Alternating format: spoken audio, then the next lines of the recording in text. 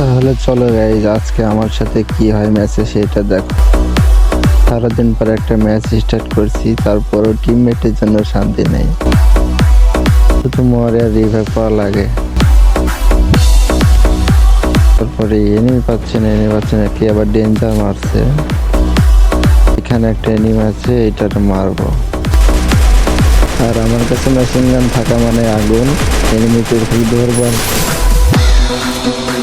তারপরে দেখি টিমমেটের সাথে একটা এনিমি ফাইট করছে ছাদের উপরে, এটাকেও মেরে দিই। বডিতে এসে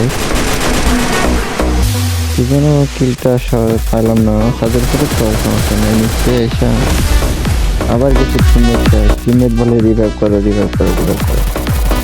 আবার টিমমেটের রিভাইভ দেওয়ার পর দেখি ঘরের বাইরে এক জায়গায় ফাইট হচ্ছে।